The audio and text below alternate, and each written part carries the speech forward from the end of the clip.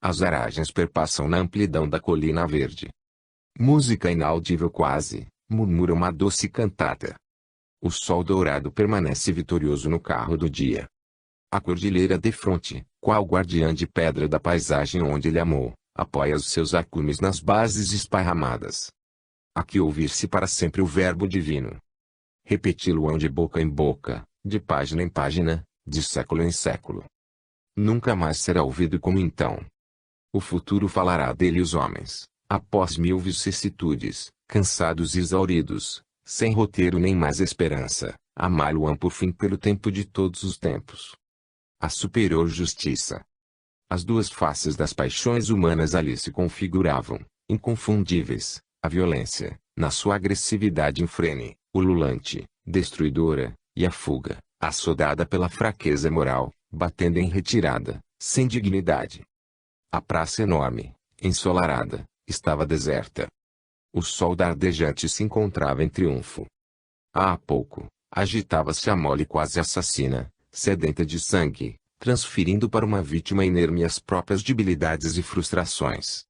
Não poucas vezes, a agressão resulta de um processo psicológico de transferência da culpa, íntima, que se vê refletida no outrem, naquele que, em erro, caiu nas armadilhas do conhecimento público. Não se sentindo encorajado para rechaçar as imperfeições, lapidando as arestas grosseiras da personalidade enferma, o agressor descarrega no próximo toda a vergonha que o aturde, a imensa insônia inquistertora. Fora a ocorrência, há pouco sucedida. O vozerio cederá lugar ao silêncio, quase incômodo, a fúria caíra diluindo-se em modorra, em afastamento discreto. Daquele lado, se apedrejavam as adúlteras, lapidando-se pelo crime a que foram levadas por fatores muito variados. No entanto, a voz serena e grave do estranho fulminar os agressores. Nem sempre vige a pureza nos atos das criaturas, mas a aparência puritana tem neles primazia. Aos seus ouvidos ecoavam as blasfêmias, no corpo cansado as bofetadas e os primeiros golpes sofridos agora doíam. Pessoa alguma lhe parecia conhecer os dramas íntimos, as úlceras purulentas em que se dilacerava. Ninguém te condenou? Ele interrogara, triste e profundo. Nem eu tampouco te condeno. Ela, então, reflexionava, emocionada. Depois de sentir-lhe a compaixão e ouvir-lhe a voz, uma fulminante transformação ocorria no seu mundo interior. Donde o conhecia? Inquiriu-se. Ele não seria o esperado, aquele que mudaria a dureza da lei, substituindo-a pela benevolência da recuperação? Passeando a memória pelas cenas de há pouco, reviu o esposo, espumejante, na fragilidade da sua suprema ignorância ofendida. Ele jamais lhe indagara das lágrimas que tragava, salgadas, em silêncio. Não se deixando excusar do delito, sabia que tombara, por lhe faltarem os valores para a resistência. Não caíra, no entanto, a sós. O esposo, soberbo, nunca lhe brindara ternura. Egoísta, jamais se recordara de aquecê-la com a solidariedade e o amor. Transitava ao seu lado, mais escrava do que companheira, enquanto lhe eram negados entendimento e amizade. Em soledade, deixou-se sonhar, embriagando-se sob o excesso de ilusão, até que tombou nas garras do sedutor venal. Naquele instante recordou-se do falcão que arrojara no abismo, despedaçando-lhe a alma. Evocou as palavras ardentes e as promessas vãs com que lhe a seduzira.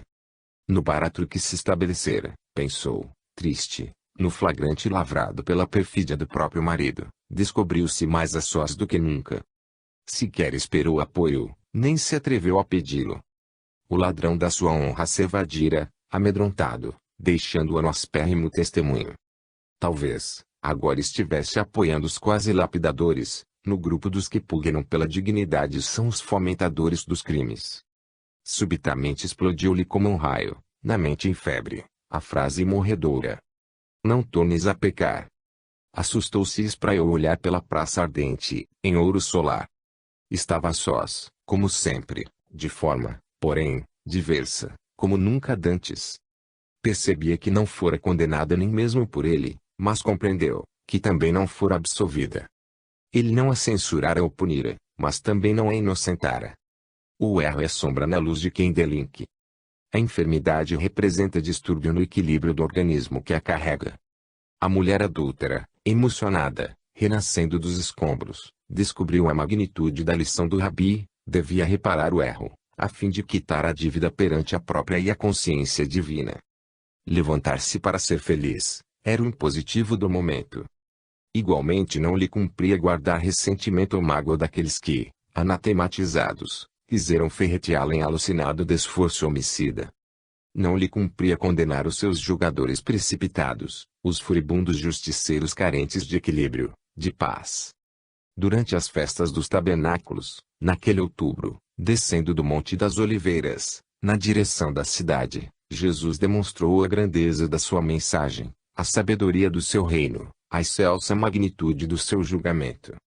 Ninguém que se encontre investido do direito de atirar pedras, malsinar, perseguir. A Boa Nova, em plenitude de ação, se instalava nos corações do futuro, desde então, em poemas de amor e perdão, de misericórdia e esperança em superior justiça, socorro e curiosidade. As anêmonas espocando, em cores fortes, salpicavam de festa a natureza, enquanto os miosotes, na gramínea verde, pontilhavam de azul a erva rasteira. Os ventos perfumados venciam as distâncias, encrespando, levemente, as águas do Jordão, sinuoso, a correr pelos areais frescos da embocadura do mar da Galileia. A primavera cantarolava na Palestina, saudada pela orquestração das aves em bandos na copa do arvoredo. Todas as coisas contribuíam para as auspiciosas boas novas, que chegavam aos homens. As notícias alargavam as dimensões dos acontecimentos e estreitavam as distâncias entre os homens. As aldeias das regiões ribeirinhas agitavam-se, sacudidas pelas emoções contínuas dos sucessos de cada dia. Ele apareceu, e era vida. As enfermidades físicas desapareciam ante o seu toque e a todos fascinava. Suas palavras possuíam o encantamento de responder a perguntas não formuladas, que se diluíam ante a clareza de cada conceito. Os seus silêncios conseguiam aquietar as aflições, que não deviam ser afastadas. Com a limpidez do olhar transparente, identificava as mazelas humanas, sem amesquinhar os seus portadores. Naqueles dias de suaves júbilos, ninguém adivinharia os acontecimentos porvindouros, que culminariam no sacrifício da cruz infamante. Terminadas as azáfamas do cotidiano, era comum vê-lo cercado de pessoas humildes, que o crivavam de interrogações, sedentas de aprendizagem. Homens e mulheres simples ignoravam as misérias das altas rodas sociais, mais preocupados com os problemas comezinhos, aqueles que mais os afetavam. Entretanto, vez que outra, surgiam necessitados, sobrecarregados por fardos mais pesados, vítimas de enfermidades morais mais graves. Numa das reuniões vespertinas, quase ao cair da noite, quando ele se encontrava a sós, acercou-se uma mulher de distinta posição, que, respeitosamente, lhe apresentou os conflitos que a inquietavam. Requestada, na comunidade, tinha acesso às autoridades religiosas e civis, desfrutando, ao lado de outras personagens, de favores especiais. Senhor, disse, gravemente, tenho ouvido falar de vós. Minhas servas participam das vossas prédicas e narram-me os vossos feitos. Venho acalentando o desejo de falar-vos, sem a coragem para fazê-lo. Hoje, porém, não posso sopitar o anseio, a necessidade, e aqui me encontro. O mestre olhou-a com brandura e docilidade. Sentindo-se estimulada, a senhora prosseguiu. Vivo atormentada. As dúvidas sobre a verdade me assaltam e padeço desassossegos que ninguém imagina. Não me encontro doente do corpo, senão, da alma, e isso me parece injusto. Invejam-me sou generosa, respeitam-me de público, mas detestam-me no íntimo, saúdam-me na rua e na sinagoga, todavia, evitam-me. Lágrimas de real sofrimento moral afloraram aos olhos da visitante, enquanto a voz se lhe embargou na garganta. Com esforço, conseguiu concluir. Se vós vindes de Deus e conheceis os males do coração, ajudai-me.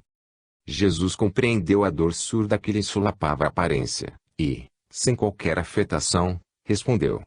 Sim, Raquel, eu sei. Citada, nominalmente, a mulher surpreendeu-se, indagando, de pronto. Conheceis-me, Senhor? De onde? Sem titubeio, o amigo esclareceu. Eu te conheço desde antes deste momento. Eu sou o bom pastor e todas as ovelhas que o Pai me confiou, Eu as identifico no ádito do coração. Não te surpreendas, portanto, por falar-te assim. Quem me busca, procura meu Pai. Aquele que me encontra, a meu Pai compreende, saindo da noite para o dia e da morte para a vida. Não perece, porque não se acaba, transferindo-se de um para outro estado, porém, continuando na vida. Fazendo uma pausa breve, continuou. Há muitos males do coração que afetam a alma. A ambição desmedida leva à loucura. É fugaz a estada no corpo, e, almejar além do que se pode utilizar, significa avançar para a alienação. A ambição cobiça o alheio e envenena, facultando a invasão de cruéis verdugos, na casa mental.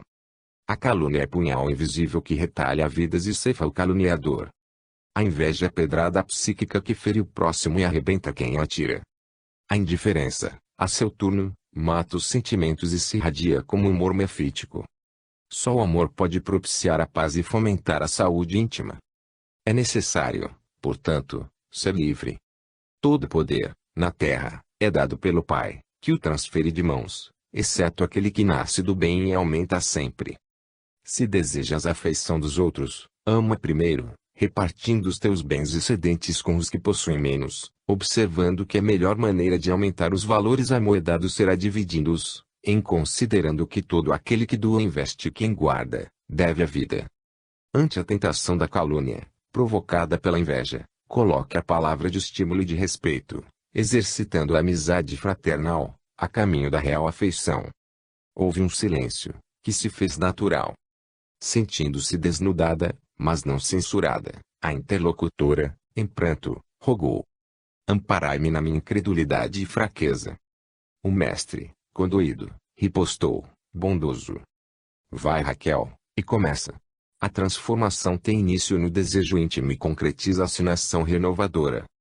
Tropeçarás, várias vezes, quase vencida pelo desânimo. Sofrerás o hábito antigo, que se negará a ceder. No entanto, insistindo e orando, conseguirás o êxito que te coroará o esforço. Sê fiel e não receis. A consulente ergueu-se e saiu embalada por uma canção nova, que lhe musicava a alma. Os discípulos, que estavam afastados, vendo-a retirar-se, aproximaram-se, curiosos, e um deles indagou: mestre, qual o problema dela, rica e invejada por todos? O rabi relanceou o olhar pelos companheiros inexperientes e respondeu: o reino dos seus está reservado aos que ajudam sem interrogações e atendem ao próximo sem lhe indicar das mazelas e fraquezas que o afligem. A curiosidade malsã, injustificável, oferece elementos para malhas que podem ser evitados. Calando-se, mergulhou na magia da noite branda e fresca, refulgente de astros. A lição da paciência. A noite estava coalhada de astros. O plenilúnio fazia-se acompanhar de suave brisa que perpassava em a natureza, encrespando levemente as ondas do mar gentil da Galileia. Tudo era uma elegante moldura para a tela luminescente da própria noite.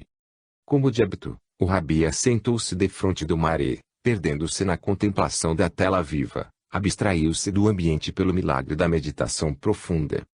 Os discípulos acercaram-se, tocados pelo magnetismo do Senhor e, à sua volta, deixaram-se inebriar pela dúlcida harmonia que dele se irradiava.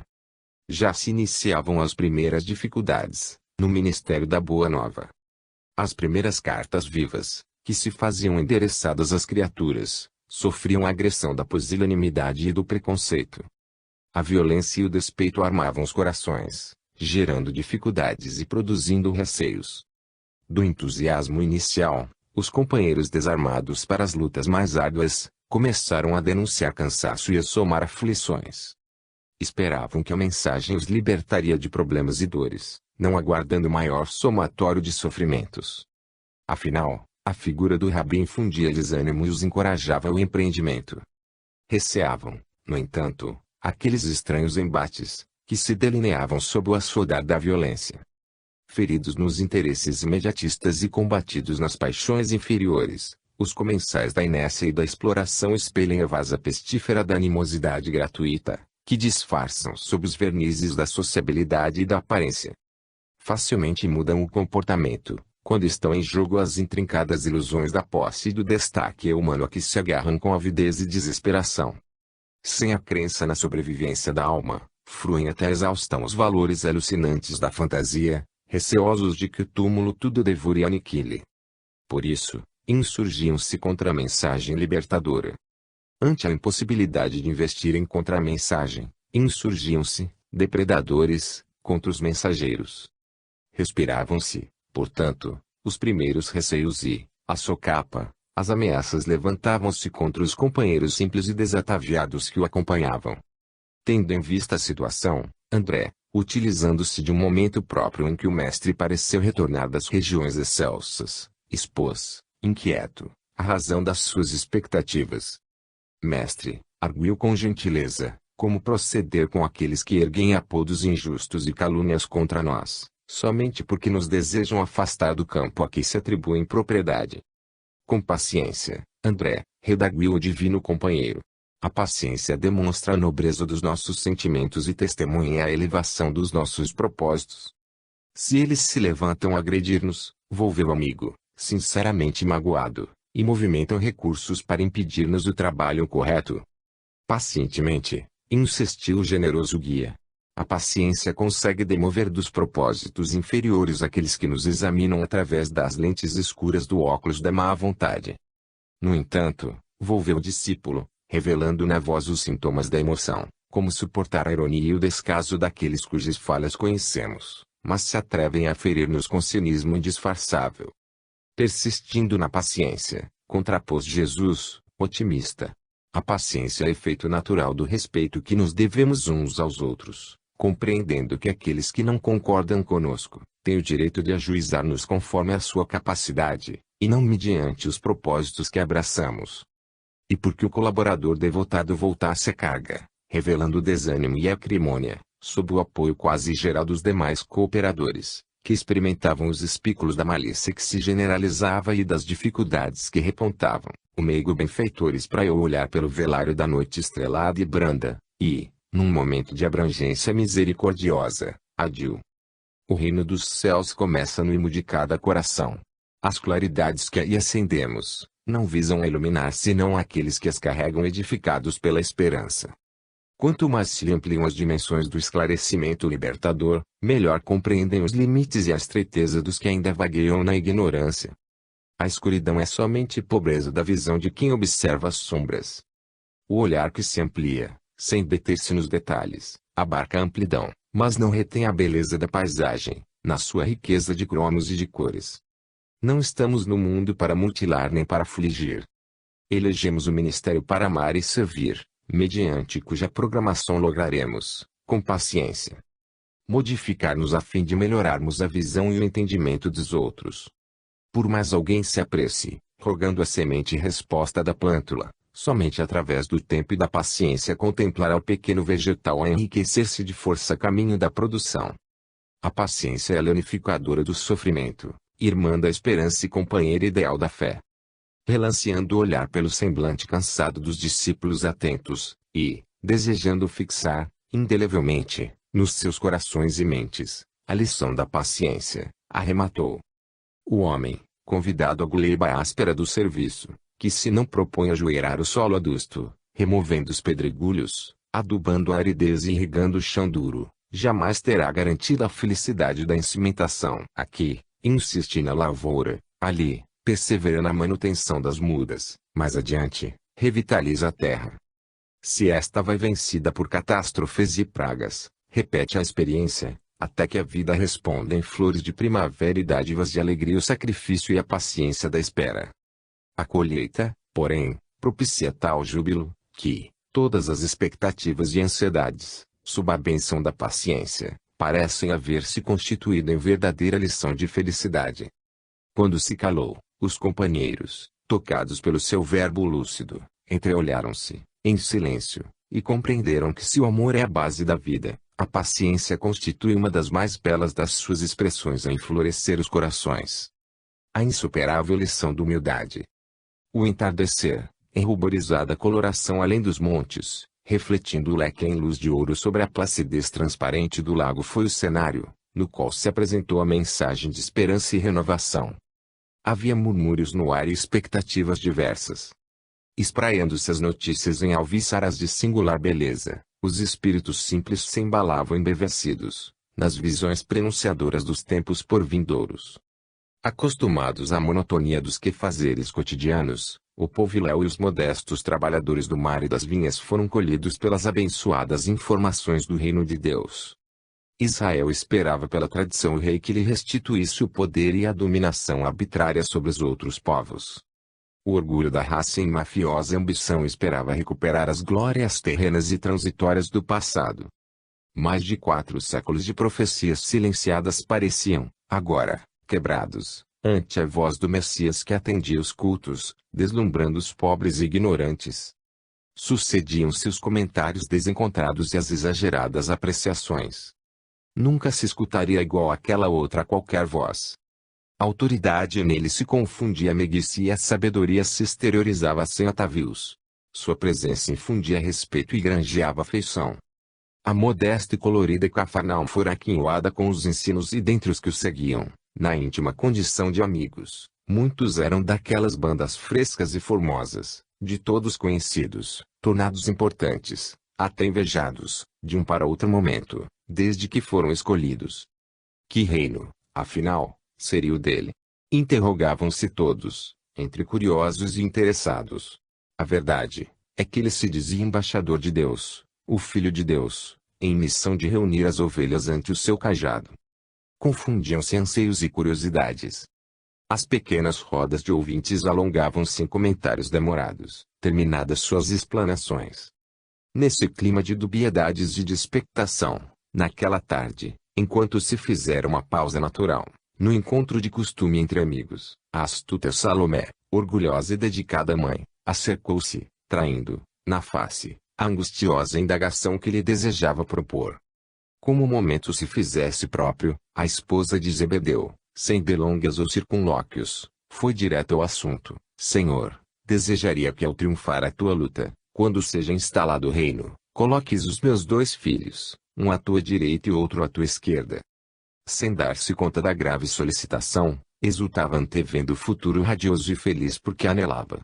Nem sequer percebeu a expressão de amargura e espanto desenhada nos rostos marcados dos membros do colégio reunidos pelos vínculos do amor. O mestre, que penetrava o ádito dos corações e conhecia as paisagens íntimas das almas, compreendendo o zeloso carinho da genitora apressada, obtemperou. Estarão eles dispostos a beber da minha taça de amargura? A interrogação direta e ante o olhar percussiente encaminhado aos candidatos, estes, comovidos, redarguiram a uma só voz. Estamos dispostos a sorver todo o conteúdo da tua taça da amargura.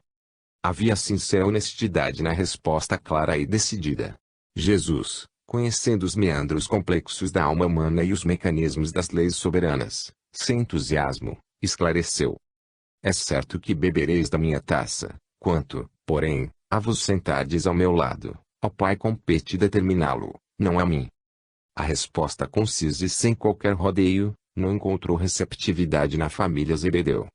Os discípulos, porém, tomados de ira, investiram com olhares furibundos e expressões agressivas contra os 2 ambiciosos candidatos. Como o momento se fizesse grave, o Senhor, lúcido e calmo, lecionando humildade, condição essencial para a vitória no seu reino, propôs, sintético. Quem desejar ser o primeiro, seja o escravo, o servo do último. A noite tombou em crepe negro salpicado de estrelas cintilantes. Os últimos reverberos do poente continuavam, à distância, coroando as corcovas das montanhas altaneiras, longes. Um dia aqueles amigos, por enquanto desatentos, compreenderiam o profundo significado da lição.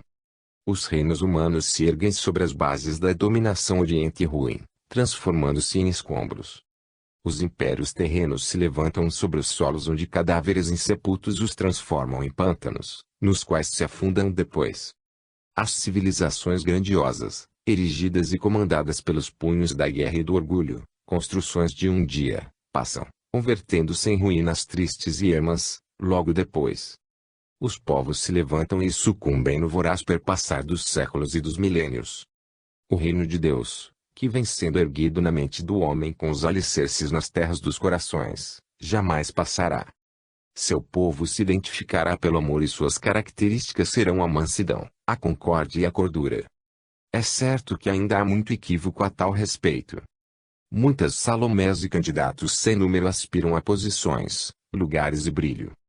O tempo, todavia, na soberana tranquilidade de ensinar e corrigir lentamente, cuidará de fixar em cada ser que o primeiro será sempre aquele que se fizer o servidor do último.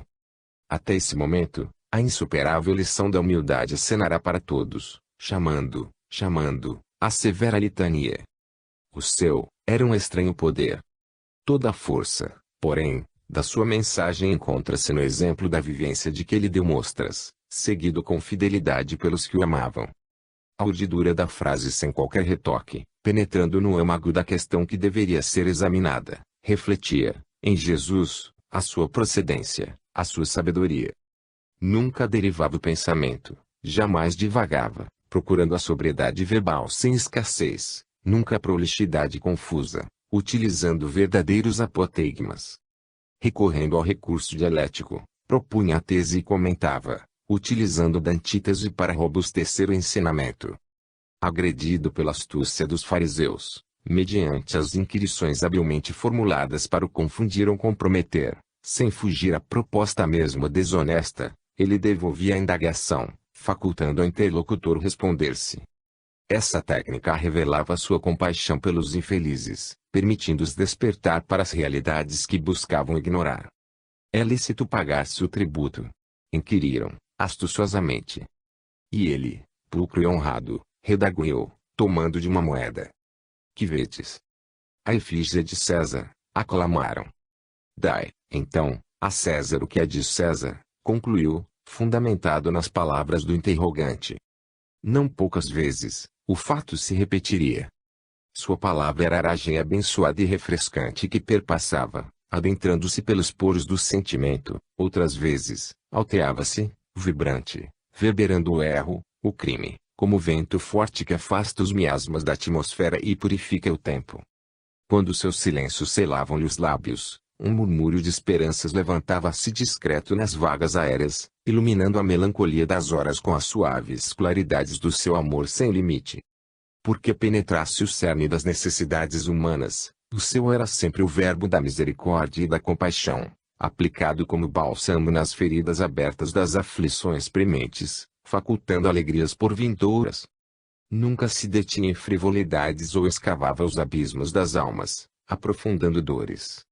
Quando se referia às coisas simples do dia a dia, fazia-as fulgurar como arquipélagos sidéreos jamais ultrapassados, nunca mais esquecidos. Jesus falava muito em poucas palavras. Vestia o pensamento sem os atavios das superficialidades. Todavia, seus conceitos jamais foram superados, seja na beleza da forma e poesia ou na profundidade da ideia.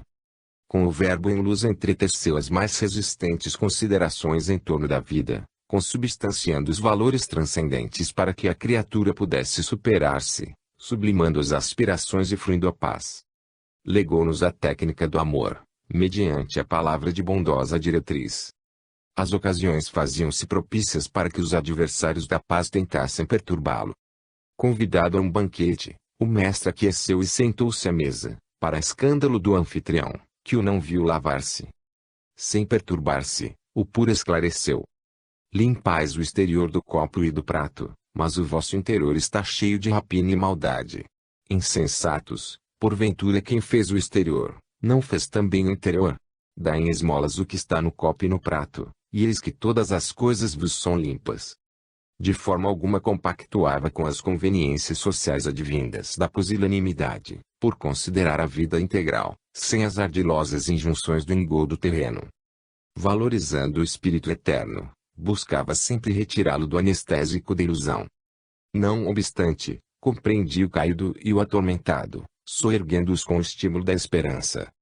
O hipócrita é gerador de incontáveis males para si mesmo e para os outros, fomentando prejuízos e desequilíbrios na economia socio-moral da terra. Terapeuta excepcional, Jesus foi severo para com eles, que não entenderiam outra linguagem. Dedicou-lhes, por isso mesmo, a trágica litania dos ais, que ainda repercute na acústica do mundo e que os incursos procuram não ouvir. Ai de vós, fariseus! Porque dais o dízimo da hortelã, da ruda e de todas as hortaliças e desprezais a justiça e o amor de Deus.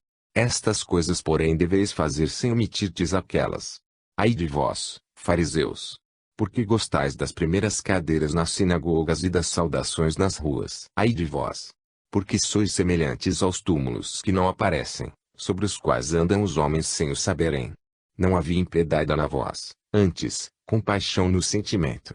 E porque se apresentasse falsamente incluído, pressupondo-se melhor, reagia um doutor da lei, crendo-se insultado, embora não fugindo à regra. Sem o temer, prosseguiu o Senhor, ai de vós, também, doutores da lei. Porque carregais os homens com fardos difíceis de suportar, enquanto sequer com o dedo vossos tocais. Ai de vós! Porque erigis os túmulos dos profetas que vossos pais mataram.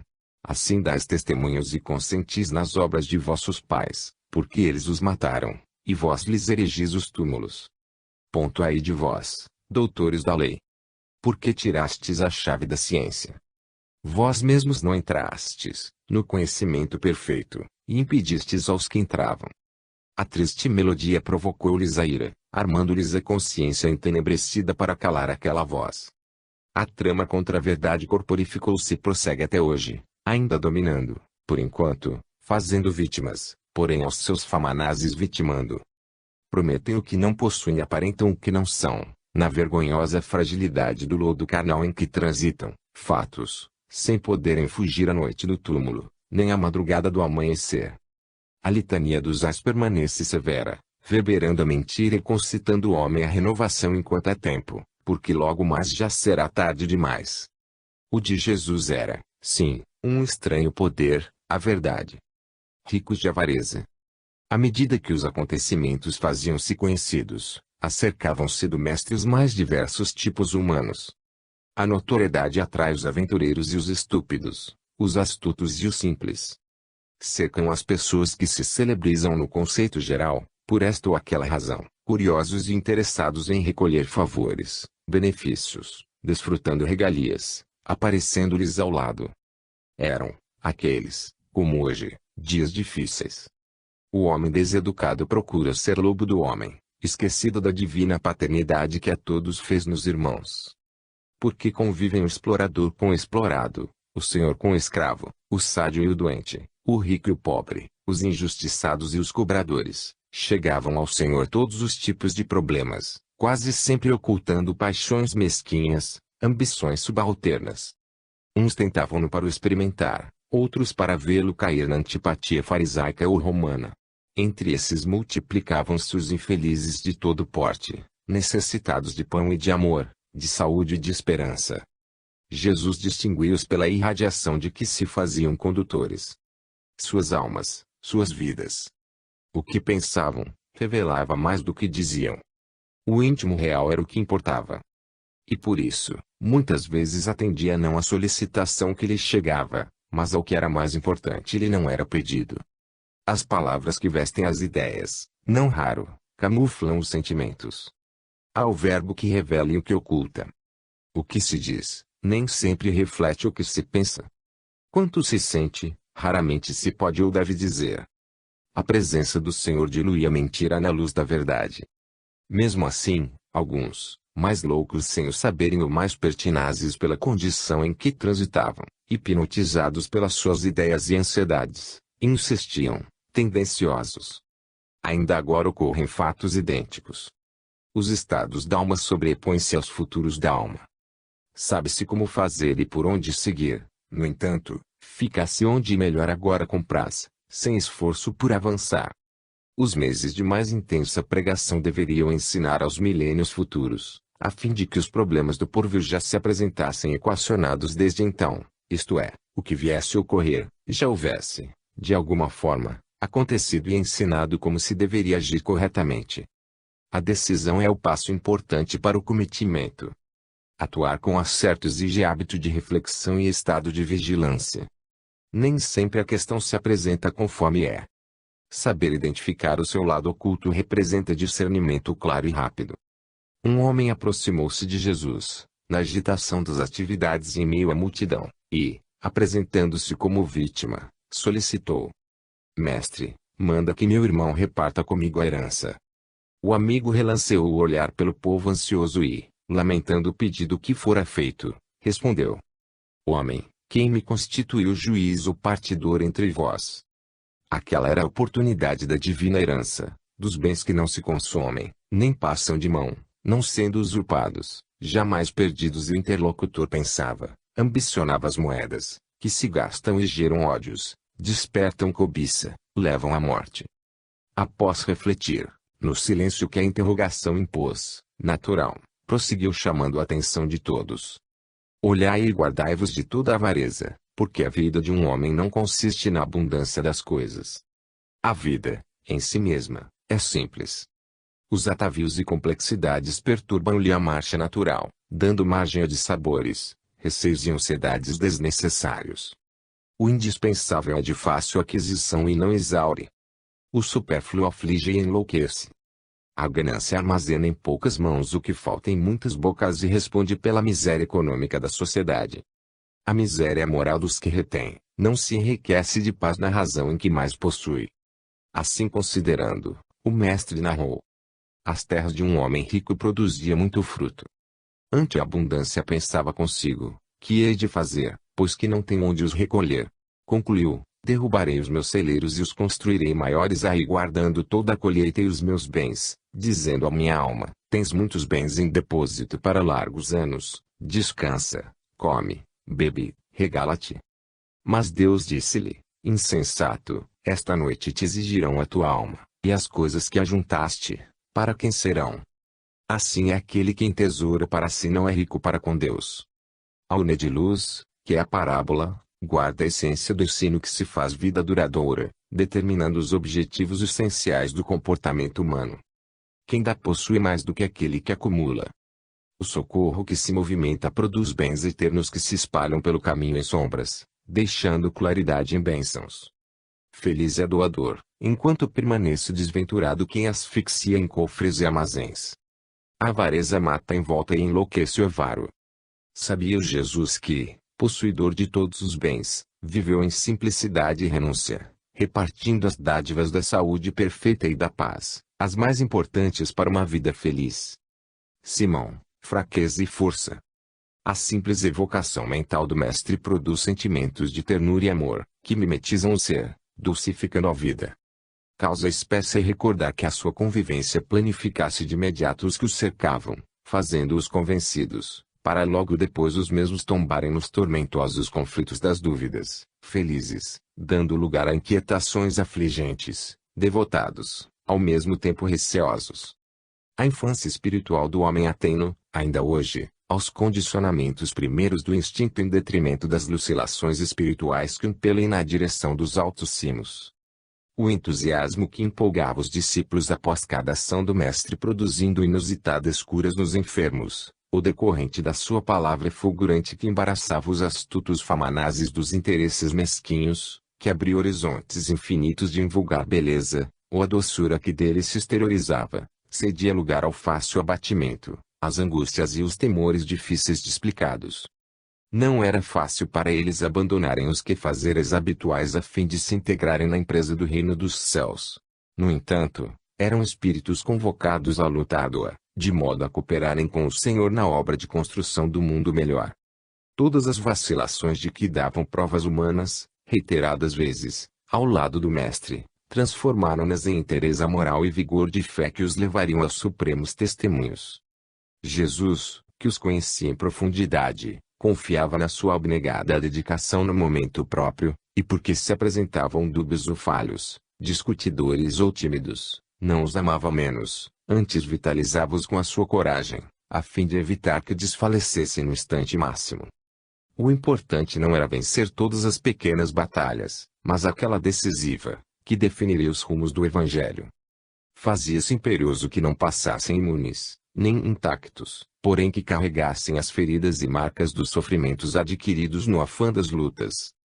Num daqueles momentos máximos de definição, preparando-os para os superlativos confrontos com as paixões dissolventes do mundo, o Rabi advertiu e informou Pedro, com a autoridade que lhe era peculiar. Simão, Simão, eis que Satanás obteve permissão para vos joelhar como o trigo. Não havia espanto na voz, nem insegurança na palavra. Ninguém atinge as plataformas dos cimos sem a vitória sobre as anfractuosidades das escarpas, nem a lenta conquista dos impedimentos à subida. Moldam-se os metais nas altas temperaturas que os depuram e os aprimoram. A fornalha e a forja são-lhes benfeitoras ignoradas. Não há exceção no processo evolutivo, passando todos os espíritos pelo mesmo cadinho transformador. Aquela advertência é a lição que define a lei de igualdade a que estão submetidas todas as criaturas, enquanto na Terra. O homem fortalece o ânimo diante da aspereza do compromisso e identifica-se o ideal pela firmeza com que o mesmo é vivido enquanto o apresenta. Dando prosseguimento à oportuna informação, o divino amigo aduziu: mas eu roguei por ti, para que a tua fé não desfaleça. Na jornada do progresso espiritual, todos aqueles que marcham na retaguarda possuem anjos tutelares à frente. São eles a estrela polar de todas as vidas brilhando e convidando a permanência no rumo. Retardam-se para socorrer e sofrem por amar. Intercedem junto aos supremos governantes em favor dos seus afetos. Constituem um estímulo constante e o forte imã que os atrai na direção correta. Porque identificava a natureza humana fraca do apóstolo querido, Jesus permitiu que ele fosse visitado pela tentação, lecionando humildade e submissão a todos os estudiosos da Boa Nova. No futuro, porém, intercedeu junto ao Pai, de modo que a dor, a visitar o coração do amigo, não lhe queimasse o combustível das forças, permitindo-lhe perecer a fé. Permanecia, o Senhor, vigilante, apoiando o discípulo, por enquanto sem a plena visão da realidade da vida espiritual. Destinava-lhe responsabilidades específicas nas horas futuras de grande importância, para que ele balizasse as fronteiras das almas na larga convivência que lhe seria permitida com os homens. E por isto, concluiu o ensinamento com um dúlcido e significativo pedido: e tu, uma vez arrependido, fortalece teus irmãos. A trágica lição deveria converter-se numa sinfonia emoldurando de esperanças e belezas todas as vidas. Somente aqueles que palmilham as estradas do sofrimento possuem resistência para a dor e autoridade para o ensino da verdade. Quem percorre uma estrada pode melhor falar dela, porque a conhece, sabendo onde o caminho é impervio e quais os perigos a defrontar. Com o espinho do arrependimento cravado na mente, a doer no coração, o discípulo se deixaria agora ajoelhar pelo sacrifício e se tornaria uma bandeira desfraldada, simbolizando a coragem que deveria infundir nos irmãos que lastreariam os solos das outras vidas com o martírio de si mesmos. Sem as suas doações plenas, o futuro teria olvidado o holocausto do justo. Simão protestou, porém, fidelidade ao Senhor. Apesar disso, titubeou e caiu, não uma vez, mas 3 vezes. Todavia, teve a coragem de levantar-se sob os açoites vigorosos do arrependimento, diariamente trucidado pela lembrança amarga da ingratidão para com o amigo. Joeirando-se, entretanto, na fé augusta e no sacrifício, sustentou os irmãos com todas as forças da alma, evitando dissensões com a sua humildade e autoridade, infundindo ânimo até o momento em que, integrado ao Espírito do Cristo, deixou-se arrastar a rude crucificação, da qual se ergueu em asas de luz, símbolo que se fez da fraqueza momentânea e da resistência veraz diante de toda e qualquer tentação. Pastor e porta. Ele não mais voltaria a Galiléia a partir daquele momento. Os sítios queridos onde medravam a ternura e a simplicidade não volveriam a escutar-lhe a voz. Ficavam para trás as cariciosas convivências, os caminhos enflorescidos pela bondade espontânea e pela meiguice das gentes simples e humildes, afáveis e dóceis, marcadas pelas experiências primeiras da canção da Boa Nova. O pó se levantava pelos caminhos e a luz ardia nos olhos. Começaria, agora, até o cume das dores, o período pela árida Judéia. Poderia um profeta desincumbir-se do ministério sem viver e sofrer na Judéia? Iniciavam-se agora e alongavam-se as rudes provas e os aturdimentos gerais, as controvérsias e as paixões fulminantes. As ciladas armadas pela insensatez e os olhos vigilantes da inveja estavam abertos seguindo-lhes os passos, a sua atividade, provocando. Em janeiro, passadas as festas, quando Jerusalém acabara de receber magotes de viajantes de toda parte, o seu verbo já se levantara e se fizera ouvir. Os discípulos fascinados sentiam-se aturdidos face à coragem dele. O verbo desataviado e as atitudes desembaraçadas se espraiavam conclamando ao reino de Deus. Jesus desvelara-se por fim. Chegava a hora. Nenhum silêncio era possível a partir de então. Testemunhos e dores não o atemorizavam. Indispensável inaugurar o período de libertação das consciências. Eu sou o bom pastor. A voz soava meiga e poderosa. Ao dizê-lo diante da multidão que o cercava, houve um estremecimento, seguido de sussurros enquanto a ira farisaica espuma e escorre na boca aberta dos adversários. Há um infinito de amor naquelas palavras e nos gestos nobres que o ampliam além do tempo e pelos longes dos espaços. A nebulosa de dúvidas se aclara e as incertezas se fazem convicção. Todo aquele que não entra pela porta do aprisco das ovelhas é um ladrão e um salteador, prossegue, no seu canto de dedicação. Quem vá pela porta é o pastor, que ama as ovelhas. O salteador tenta seduzi-las, levá-las. As ovelhas, no entanto, conhecem a voz do seu pastor e o seguem, confiantes.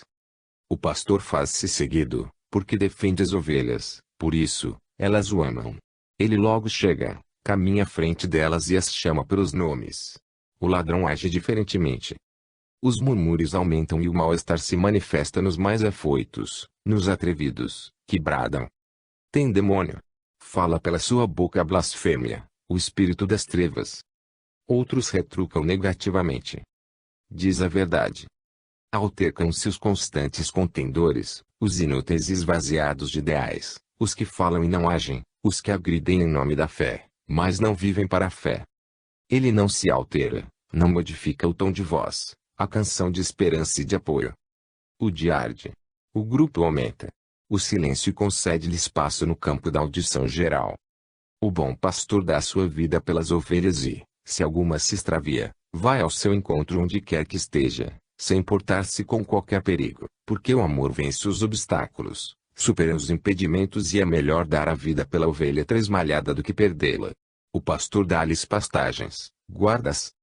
As almas solitárias, os corações sedentos de carinho, aqueles que jornadeiam em clima de necessidades, sob o açoitar das dores que não se encorajam a revelar, os que estão à borda da alucinação, porque cansados e exauridos, constituem, em todos os tempos, as ovelhas, o rebanho, a família que o amor deve reunir em um só grupo, sob o seu comando. Naquele momento há um altissonante apelo no silêncio que se faz natural. Ele prossegue. O mercenário cuida das ovelhas, mas não as defende. Quando o perigo se avizinha, poupa-se a aborrecimentos e dores, fugindo, receando perder a vida, porque o rebanho não é seu, por isso não lhe dá amor. Eu, porém, que vos amo, digo, eu sou a porta por onde as ovelhas entram no redil, a passagem de segurança, que conduz e apoia. Lágrimas orvalham os olhos e emoções se avolumam nos sentimentos enregelados, nos ressequidos. Aquela doação total e sem limite penetra com reconforto e dá força, ampara e levanta. Todos sentimos necessidade de segurança, de ponto de referência, de certeza, para caminhar em paz. A jornada é solitária, o caminho pedregoso e áspero se dilatam além das perspectivas humanas. Para vencê-los, no entanto, só com a presença de Jesus. Só Ele é o pastor, junto a quem as aflições se fazem paz e as precárias forças se transformam em alento. Há pastores, todavia, que em seu nome são mercenários, procurando tomar-lhe o lugar nos corações. Zelam por si mesmos, apaixonados e loquazes, susceptíveis e volúveis, buscando poder e glória, não excogitando dos interesses daqueles que os seguem. Pensam no próprio eu antes que nos outros. Assoberbam-se, na azáfama egoística, pressurosos e amargos. Não desculpam aqueles que discordam das suas diretrizes, que os não seguem armazenando azedume e fazendo-se combativos no sentido negativo da luta. Veem perigos, apontam falhas, mas não protegem as ovelhas. São mercenários no curral. Quando se não beneficiam de moedas, fazem-no pelo elogio, pela autopromoção, azorragados pela conquista das coisas nenhumas com que se inquietam, de que se abarrotam. Estão passeando suas injunções através dos séculos, em nome de Jesus. O pastor, porém, verdadeiro, afável, doando-se, é conhecido facilmente pelas ovelhas que lhe identificam a voz, os sentimentos, os instrumentos da ação e o conseguem porque são amadas, seguindo-o, confiantes. O bom pastor, acima de todos os pastores, comanda as ovelhas com incomparável amor, porta e estrada, estrada de acesso e rota, cajado de comando e presença de apoio. Antes, naquele ínterim, entre outubro e janeiro, ele atendera publicamente a mulher adúltera, cantou com inesquecível música a Sinfonia do Amor expressa na parábola do bom samaritano, para depois de surpreender e escandalizar a hipocrisia e o puritanismo, apresentar-se na sublime condição de bom pastor, de porta. Não mais a Galileia o escutaria, senão ao retornar do túmulo, para rápido convívio com os amigos, no aprazível mar de Genezaré, antes de encerrar, em definitivo, o ministério. Jesus, pastor e porta. Resistência contra o mal. Quando a noite se adornou de estrelas e os ventos brandos cantarolavam o poema da tranquilidade, na moldura da natureza em festa, Simão Pedro utilizou-se do bucolismo ambiente para interrogar, emocionado, o mestre querido.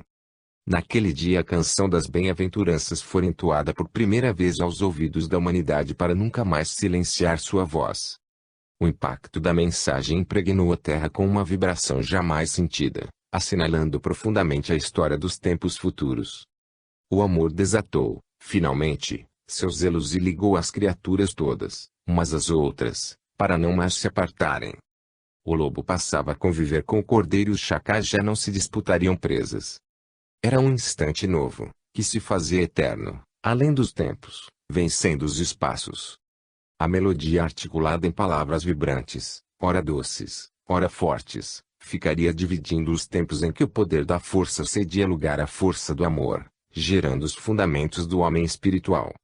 Seria impossível, agora, ignorar-se a missão do homem inteligente, no mundo. Não haveria lugar, no contexto da nova doutrina, para as lutas fratricidas nem para as disputas mesquinhas.